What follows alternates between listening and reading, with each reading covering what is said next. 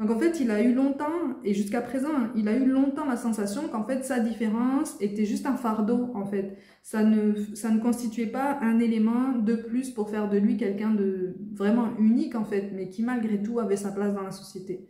Donc c'est quelqu'un qui s'est retiré au bout d'un moment par lui-même de cette société, de toute sociabilité, qui s'en est maintenu au strict minimum, mais qui a longtemps été incompris.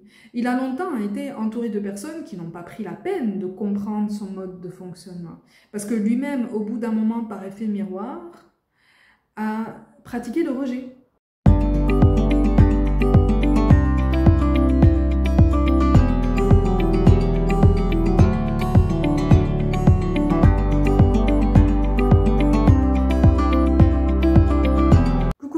Bienvenue pour cette guidance médiumnique sans aucun support. J'espère que vous allez bien, que vous vous portez bien.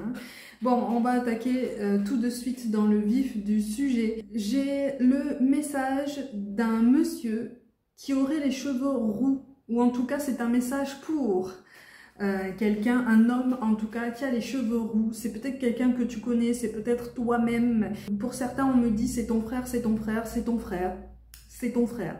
On te parle de quelqu'un qui se sent extrêmement seul et qui a eu le sentiment très injuste en fait d'avoir été rejeté aussi bien de sa famille que de son cercle amical. Il y a aussi beaucoup de difficultés au niveau de son évolution professionnelle. On te parle de quelqu'un, toujours de cet homme, qui était très très proche de sa maman. Sa maman est partie de l'autre côté, d'accord? C'est comme si en fait cette maman était sur le point de devenir grand-mère. Donc soit c'est toi qui attends un enfant, soit voilà, soit c'est quelqu'un que tu connais qui attend un enfant et qui a un frère avec les cheveux soit roux, soit ce qu'on appelle blond vénitien, ou en tout cas très très clairs, qui peuvent tirer un petit peu sur le roux. C'est quelqu'un qui aime énormément passer de temps dans la nature. En fait, je vois quelqu'un, on me montre quelqu'un en train de couper du bois. On est vraiment sur un style de vie qui peut sembler très rustique, hein, très rude pour certaines personnes, mais c'est quelqu'un qui a donné aussi longtemps l'impression d'être un ermite ou de se comporter comme un ermite ou de ne pas supporter la vie en société. Pendant longtemps, c'est quelqu'un qui s'est retiré aussi bien des regroupements familiaux que petit à petit de sa carrière, d'une possible évolution, hein. C'est quelqu'un qui a perdu tout espoir, toute motivation. Le cœur a souffert. Le cœur a souffert chez cette personne, hein, puisqu'on me montre comme une douleur en fait en lui. Et encore une fois, c'est une guidance qui ne parlera pas du tout à tout le monde. Et c'est ok comme ça. On te parle de quelqu'un qui cache sa sensibilité au plus profond de lui-même, mais c'est vraiment un homme. Là, pour le coup, on accentue énormément sur cette personne. C'est quelqu'un qui aimerait demander de l'aide, c'est quelqu'un qui aimerait recevoir un peu de compagnie, ou ne serait-ce que voir une communication, se relancer, donc que ce soit avec quelqu'un de la famille ou avec quelqu'un de son cercle amical. C'est quelqu'un qui n'a pas été compris et qui a toujours détesté l'injustice. Et il a tellement détesté l'injustice, mais même depuis tout petit, hein, il y a une affaire de bonbons depuis tout petit pour ce monsieur-là, qu'il a reçu comme une grande injustice, donc avec son raisonnement d'enfant, hein, d'accord? Donc on ne lui a pas forcément expliqué, mais depuis ce jour, ce sentiment d'injustice et cette aversion pour ça, en fait, s'est agrandi. Elle a pris des proportions quand même assez importantes. Et c'est quelqu'un qui montre une très très grande générosité envers les animaux, ou en tout cas, visiblement, soit tu ne le sais pas, soit tu en avais vaguement connaissance, mais comme le contact s'est rompu, tu n'étais plus du tout au courant. C'est quelqu'un qui a longtemps œuvré et qui visiblement essaye d'œuvrer encore pour la cause animale. Ok, c'est quelqu'un qui donne énormément de confiance, ou en tout cas qui s'ouvre, qui ouvre son cœur avec beaucoup plus de facilité et de douceur aux animaux, et surtout aux animaux en souffrance. Voilà, donc on en revient en fait à ce sentiment d'injustice et cette blessure d'injustice qu'il a lui-même en fait dans son cœur. Attention, hein, quand je te parle de blessure d'injustice qui s'est déclenchée avec cette histoire de friandise pendant l'enfance, il n'y a pas eu que ça, hein, bien sûr. Hein. C'est du bon sens, mais je le précise toujours, hein. Il y a eu tout un tas de traumatismes. Il y a eu un côté très très fusionnel avec maman. C'est pour ça qu'en fait, on me reparle d'un rapport très fusionnel avec sa maman, mais sa maman est partie. Donc en fait, c'est comme si cette personne avait carrément perdu la personne qu'il considérait comme le dernier repère vraiment, vraiment solide de sa vie. C'est quelqu'un qui est capable d'une grande humanité et on me parle d'une personne qui aurait tendance à boiter ou qui aurait eu longtemps des problèmes à une jambe. Mais pareil, depuis tout petit, tu vois, depuis très jeune, il y a eu un petit souci à une jambe. Moi, je vois quelqu'un en train de boiter. C'est quelque chose qui est resté, en fait, hein, qui est resté toute sa vie. Cette personne est dans une grande détresse émotionnelle, mais elle ne sait pas comment te présenter ça. Visiblement, tu as eu une place très importante dans sa vie, tu as eu une place très importante dans son cœur, mais la communication était toujours biaisée. Il y a eu de la jalousie, en fait, par rapport à son lien avec sa maman. C'est comme si, en fait, la fratrie, qui était relativement nombreuse, avait ressenti de la jalousie envers ce que vous avez perçu comme un lien privilégié avec ce petit garçon, entre ce petit garçon et sa maman. Sauf qu'en fait, elle vous a aimé de la même façon. Alors, je sais bien que ça peut sembler compliqué quand on a grandi aussi nous-mêmes avec un sentiment d'injustice ou le sentiment d'avoir été mal aimé par un de ses parents qui a préféré peut-être un ou plusieurs d'autres enfants de la fratrie. Mais visiblement, en fait, là, on te parle d'un amour sincère de la maman. Prends du recul, hein, d'accord, par rapport à tout ça. Prends du recul et prends vraiment ce qui t'aide à avancer et à comprendre une situation, si vraiment cette situation te parle. Mais pour moi, là, je m'adresse à des personnes qui ont été soit de la même fratrie, et qui sont toujours de la même fratrie que ce monsieur, soit qui ont été des amis proches, voire même des voisins. Les choses ont changé depuis, c'est-à-dire que c'est quelqu'un qui s'est établi quand même dans un lieu relativement isolé. C'est parfait pour lui, en fait. C'est son tempérament, c'est la façon dont il perçoit sa vie. C'est un sentiment très particulier quand même, hein. C'est un sentiment très particulier parce que il est très maladroit. On me parle d'une grande maladresse par rapport à cette personne. C'est quelqu'un qu'on a toujours considéré comme relativement farouche. On va pas dire sauvage, hein, mais on va dire farouche. Ou en tout cas très sur la défensive par rapport à tout contexte extérieur. C'est pour ça que je te dis que si tu fais partie de la même fratrie de cette personne, la communication a longtemps été compliquée et elle l'est restée finalement, hein, puisque finalement, là, de ce qui ressort ici, vous ne communiquez plus. Et visiblement, il pense à tout ça, il repense à tout ça, il voit le temps qui passe, il repense à tout ça. Et c'est quelqu'un qui a longtemps été incompris, hein, en effet. Hein. En effet. Hein. C'est quelqu'un qui a longtemps été incompris et qui a longtemps ressenti un sentiment d'insécurité. Un sentiment d'insécurité par rapport à l'être humain. Moi, je te parle de quelqu'un là qui a une personnalité quand même assez atypique, mais surtout une capacité à ressentir les autres autour de lui, qui ressemble à une hyper-empathie ou en tout cas à des capacités, on va dire médiumniques, une forme de capacité médiumnique qui fait qu'il ressent les gens en fait. Il ressent l'histoire des gens, il ressent leurs émotions aussi. Et ça a toujours été très difficile pour lui, tu vois. Ça a toujours été très difficile et même à l'école, c'est comme si en fait il était resté très à l'écart, comme s'il avait toujours été rejeté. Il n'a pas toujours été compris de toute façon hein, du corps enseignant. Hein. Il y a eu pareil, hein, il y a eu du rejet et un sentiment d'injustice alimenté par un rejet de la part du corps enseignant aussi, un sentiment d'incompréhension toujours. C'est quelqu'un qui a toujours aimé se tenir en retrait. Parce que ce petit garçon ne s'est absolument jamais senti en sécurité avec les autres enfants de son âge, du fait de sa différence et du fait qu'on lui faisait ressentir sa différence en permanence. Lui-même, si tu veux, sans qu'on le lui fasse remarquer, lui-même avait ressenti sa différence et lui-même portait sa différence comme un poids. Donc en fait, il a eu longtemps, et jusqu'à présent, il a eu longtemps la sensation qu'en fait, sa différence était juste un fardeau, en fait. Ça ne constituait pas un élément de plus pour faire de lui quelqu'un de vraiment unique, en fait, mais qui malgré tout avait sa place dans la société. Donc c'est quelqu'un qui s'est retiré au bout d'un moment par lui-même de cette société, de toute sociabilité, qui s'en est maintenu au strict minimum, mais qui a longtemps été incompris. Il a longtemps été entouré de personnes qui n'ont pas pris la peine de comprendre son mode de fonctionnement. Parce que lui-même, au bout d'un moment, par effet miroir, a pratiqué le rejet. Et donc, a rejeté toutes ces personnes. Et donc, possiblement, t'a donné l'impression, ou a posé des mots pour te donner l'impression de te rejeter presque de façon définitive. Dans son cœur, il n'en était rien. Hein. Dans son cœur, il n'en était rien. Et c'est quelqu'un qui a des intentions très saines malgré tout. Même si, pour ceux qui sont concernés, pour le peu qui vont être concernés, tu n'en as pas forcément l'impression. Mais j'ai quand même la sensation que toi, en fait, ça te fait mal au cœur, cette coupure de contact. Tu vois? J'ai l'impression que c'est à chaque rassemblement familial, étant donné qu'avec le temps, il y avait moins de monde. Parce que vous êtes passé, visiblement, vous êtes passé d'une famille nombreuse à des regroupements très limités, finalement. Tu vois? Parce que vous étiez vraiment de moins en moins nombreux et vous avez fait moins d'enfants vous-même.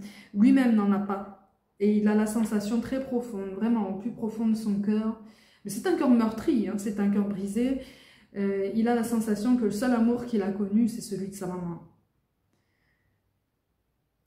Il en a ressenti pour toi, hein, si tu as fait partie de sa famille, si tu as fait partie de ses amis proches, il en a ressenti pour toi de l'amour, hein, d'accord? Il a ressenti cet attachement. Mais il n'y avait pas ce côté fusionnel et il y a eu une grande difficulté à te donner sa confiance. C'est quelqu'un qui a toujours eu une grande difficulté à faire confiance à l'extérieur parce que tout et tout le monde lui a semblé presque violent, en fait.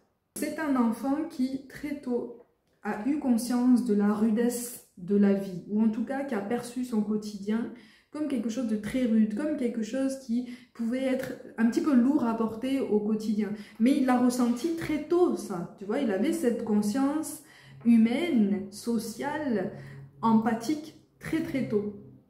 Et c'est un enfant qui a longtemps été en décalage, qui a toujours été en décalage par rapport à vous. Et on me parle aussi, et on en revient à son problème de jambes, on me parle d'un enfant qui a marché très tard aussi. Ouais, c'est une guidance sans support, mais qui est vraiment très particulière là pour le coup. On te parle d'un enfant qui a marché très tard et qui en a souffert. C'est quelqu'un qui aimerait bien reprendre le contact avec toi, quel que soit le lien que tu avais pu entretenir avec lui ou que tu aurais pu avoir par le passé. Il t'a pas oublié, hein. Il t'a pas oublié. Donc là, on parle résolument de famille ou d'amis, hein, d'accord? On parle pas de sentimental, hein, ok? Mais c'est quelqu'un qui t'a pas oublié, bien sûr. Je vois quelqu'un faire comme ça, là. Comme ça, toujours. Comme quand on ne sait pas quoi faire, c'est quelqu'un qui baisse les yeux et qui fait comme ça. Très particulier. Comme pour dire, je sais pas, en fait, je suis pris au dépourvu et je sais pas quoi dire, en fait, tu vois. Donc c'est quelqu'un qui claudique un peu et qui, quand il est gêné, en fait, voilà, fait comme ça et regarde ailleurs et possiblement se met dans un coin en attendant que tout le monde l'oublie ou que plus personne ne remarque sa présence, tu vois. Donc c'est quelqu'un qui voudrait potentiellement reprendre une communication avec toi, mais qui ne sait pas comment faire. Donc c'est quelqu'un qui se dit, je sais pas, en fait. Je sais pas comment faire, je sais pas comment on fait, j'ai jamais su comment on faisait, et puis de toute façon, c'est quelqu'un qui est défaitiste aussi, hein, parce que ce sentiment d'injustice est encore là. Donc c'est quelqu'un qui est persuadé que de toute façon, tu ne reviendras pas vers lui. Parce que visiblement, il y a eu des mots durs envers toi. C'est une personne, voilà, qui a tenu des propos sans vraiment le vouloir, hein, sans vraiment le vouloir, vraiment. De ce qui ressort ici par rapport à ces messages, on n'est pas sur une méchanceté volontaire, on est plus sur un réflexe de défense. Visiblement, ça a été le résultat, ça a été la conséquence d'un désaccord. Alors, soit un désaccord par rapport à votre maman en commun, ou à la notion de parentalité, la notion de famille, d'accord? Soit c'est un conflit entre vous, mais c'est quelque chose, en fait, qui a engendré en lui beaucoup de stress, beaucoup d'anxiété, et par réflexe d'autodéfense et d'autoprotection, c'est quelqu'un qui a fini par te balancer une phrase qui toi-même, en fait, t'a tenu complètement muet ou muette, quoi. Tu te dis, mais il m'a dit ça, il a été capable de me dire ça, en fait, il a été capable de me dire ça. Bon, ben c'est terminé maintenant, en fait. Il veut qu'on coupe les ponts, on va couper les ponts. Sauf que c'était pas volontaire. C'était vraiment, hein, on en revient, si tu veux, à cette notion de maladresse. On est sur une grosse maladresse de langage, peut-être une grosse maladresse de protection. Mais il y a eu cet amour, mais ça a toujours été un amour maladroit. Ça a toujours été un amour quelque part incompris. Parce qu'encore une fois, il a des capacités empathiques qui fait que il vous a toujours considéré dans votre entièreté. C'est-à-dire qu'il n'a pas choisi d'apprécier juste une partie de vous-même et rejeter les autres parties. Non, il vous a toujours englobé. Puisqu'il était souvent aux côtés de maman, c'est un enfant qui a pu observer pendant longtemps le monde qui l'entourait. Donc c'est un enfant qui a pu effectivement développer ses capacités très tôt, les pratiquer sans pour autant les comprendre, si tu veux, pour voir l'être humain et voir qui vous étiez dans votre entièreté. En fait, il ne vous a absolument jamais détesté. Il a toujours eu peur de vous. C'est sur cette nuance qui finalement n'en est pas une, puisque on est quand même sur deux sens complètement différents, qu'on attire ton attention. Il t'a jamais détesté. Il a toujours eu peur de ton entièreté. Et parce qu'il a toujours eu conscience que toi aussi, tu étais capable d'être très cash dans tes propos, très direct, par réflexe de protection, il a pris les devants. Là, on est vraiment en train de te dire qu'effectivement, du temps a passé. On t'encourage vraiment à peut-être reconsidérer l'idée de le recontacter et d'entamer un dialogue avec lui, tout en étant conscient ou consciente qu'il va falloir faire preuve de douceur par rapport à cette personne. C'est quelqu'un qui a beaucoup de mal avec l'agressivité, c'est quelqu'un qui a beaucoup de mal avec le fait qu'on hausse le ton un petit peu. C'est de l'hypersensibilité. C'est de l'hypersensibilité qu'on n'a pas forcément appris, qu'on ne lui a pas forcément apprise à gérer. Donc en fait, il a grandi avec ça, et il a grandi avec ce package complet qu'on ne lui a absolument jamais présenté comme étant un atout pour lui. Parce que je te le précise, si tu es aussi dans ce cas-là, petite parenthèse, c'est un atout. C'est un atout. J'ai fait quelques vidéos déjà pour parler d'hypersensibilité, de confiance en soi et d'empathie. Je t'invite à les visionner. Dans tous les cas, à partir du moment où ça fait partie de toi, c'est un atout. Mais tout dépend de la perception que tu poses sur cet aspect de toi-même. Donc tout dépend de la façon dont tu aimes cette part de toi-même. Et pour lui, cette part de lui-même, à son sens, on ne l'a pas aimée complètement. Parce qu'on ne l'a pas aidé à la comprendre. On ne l'a absolument pas guidé, en fait, pour en percevoir quelque chose de vraiment bénéfique. Donc il s'en est servi comme un bouclier. Réflexe classique des hypersensibles qui grandissent comme ça sur des bases un petit peu de guingois parce qu'ils ont l'impression de devoir se débrouiller seuls très tôt, ou ils ont cette sensation de solitude très tôt dans leur vie. Si tu as fait partie de sa fratrie, ou en tout cas de sa famille, ou si tu as fait partie de son cercle amical proche, c'est quelqu'un qui ne sera pas fermé au dialogue. Même si au premier abord, si tu engages à nouveau la conversation, il ne sera pas forcément d'une grande réactivité. Parce que, encore une fois, du temps a passé et c'est quelqu'un qui est persuadé qu'en fait, puisqu'il s'est préservé, il a forcément de son fait rejeté tout le monde. Ou tout le monde s'est éloigné parce qu'on ne l'a pas compris. On n'est pas fait pour être seul. Là, je ne te parle pas de célibat ou de relations amoureuses, encore une fois. Là, on ne parle pas du tout de relations amoureuses depuis le début. Hein. Mais on n'est pas fait pour être seul. On n'est pas fait pour mener une vie comme ça en ermite. Cet amour qui est très très pur et qui est très grand, il le transmet presque depuis toujours aux animaux. Là, c'est vraiment particulier parce qu'il retient énormément ses émotions. il s'interdit de ressentir ces émotions de solitude et de... Parce qu'il y a des larmes en fait, hein. Il y a des larmes qui montent mais qu'il contient énormément. Donc ce sentiment d'injustice est encore présent, d'accord? Ce sentiment d'incompréhension est encore présent. Mais là, on est vraiment en train de te dire que essaye de te faire confiance et essaye de faire confiance en la vie, toi de ton côté, pour faire le premier pas et te dire, ok, ça prendra le temps que ça prendra, mais je sais qu'un dialogue est possible et je sais qu'on peut reconstruire quelque chose de plus apaisé et qui ne donnera pas comme ça l'impression d'être comme une relation familiale ou amicale un petit peu bricolée pour réparer les choses, non. Puisque là, je t'ai donné des indices supplémentaires pour t'aider à comprendre que c'est quelqu'un qui n'a pas fait certaines choses de façon très volontaire, tu vois. C'est quelqu'un qui a simplement voulu se protéger et par réflexe, ben, c'est parti tout seul en fait. Les mots sont partis tout seuls. Mais ça a dépassé complètement sa pensée, vraiment. Hein. Mais il y a ce sentiment d'incompréhension. Donc là, c'est l'occasion de remonter en fait dans l'enfance, c'est l'occasion de remonter dans le temps, chacun de son côté, parce que lui, il l'a fait déjà. Hein. Remonter dans le temps, dans ses souvenirs, pour faire un bilan de sa vie, il l'a fait déjà. Hein. Donc c'est l'occasion pour toi de faire la même chose, puisque je te le rappelle, on est tous interconnectés, pour essayer de reprendre contact avec lui et lui donner le temps en fait de laisser les choses se décanter. Parce qu'un premier recontact de ta part, sache que ça va raviver en lui des émotions très très fortes.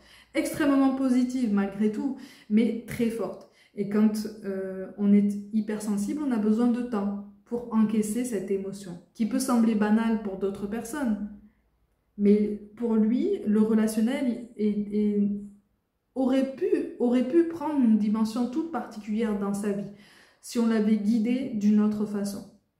Et là, j'ai la sensation qu'en fait, on ne lui a pas donné le temps. Il n'a pas eu le temps. Il n'a pas eu le temps de bénéficier de personnes autour de lui qui auraient pu le guider, littéralement lui tenir la main pour lui montrer la voie et voilà, le laisser après voler de ses propres ailes au bout d'un moment, tu vois. Donc c'est quelqu'un qui s'est longtemps senti laissé pour compte. Et ce sentiment d'injustice, il est réel hein, pour le coup là, hein, tu vois.